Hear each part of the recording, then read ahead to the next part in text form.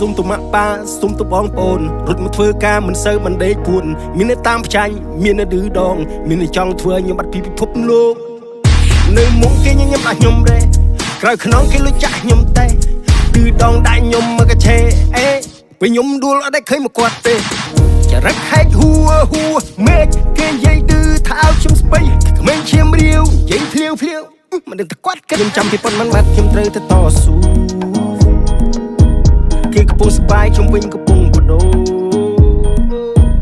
ពើព្រំខិតប្រឹងខ្លួនឯងទៅជោគជ័យមានមហិច្ឆតាតាមចាប់ឯស្រមៃដួលឲ្យត្រូវតែក្រោកមិនចាំឯនៅទៀងដៃផ្សាច់ជាមេរៀនបងរៀនខ្ញុំនៅសពថ្ងៃ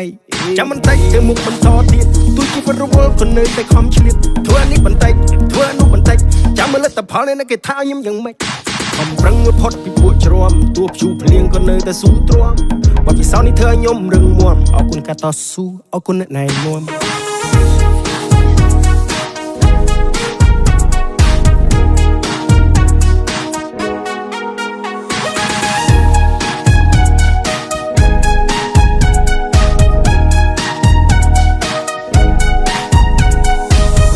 សុំទៅម៉ាក់ប៉ាសុំទៅបងប្អូនរត់មកធ្វើការមិនសូវមិនដេកពួនមានតែតាមផ្ចាញ់មានតែឌឺដងមានតែចង់ធ្វើខ្ញុំបាត់ពីពិភពលោកនៅមុខគេញញឹមដាក់ខ្ញុំរេក្រោយខ្នងគេលុចចាក់ខ្ញុំតែឌឺដងដាក់ខ្ញុំមកកឆេអេពេលខ្ញុំដួលអត់ដែលឃើញមកគាត់ចរិតហែកហួមេឃគេនិយាយឌឺថាឲ្យខ្ញុំស្បៃក្មេងឈាមរាវនិយាយភ្លាវមិនដឹងតែគាត់ខ្ញុំចាំពីប៉ុនមិនបាត់ខ្ញុំត្រូវទៅតស៊ូ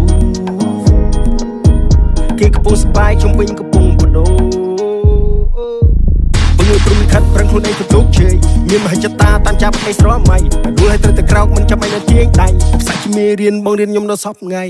ចាំបន្តិចទៅមុខបន្តទៀតទោះជីវិតរវល់ក៏នៅតែខំឆ្លៀតធ្វើនេះបន្តិចធ្វើនោះបន្តិចចាំមើលលទ្ធផលនេះគេថាខ្ញុំយ៉ាងម៉េចខំប្រឹងផុតពីពួកជ្រាំទោះព្យុះភ្លៀងក៏នៅតែស៊ូទ្រាំបទពិសោធន៍នេះធ្វើឲ្យខ្ញុំរឹងមាំអរគុណការតស៊ូអរគុណអ្នកណែនាំ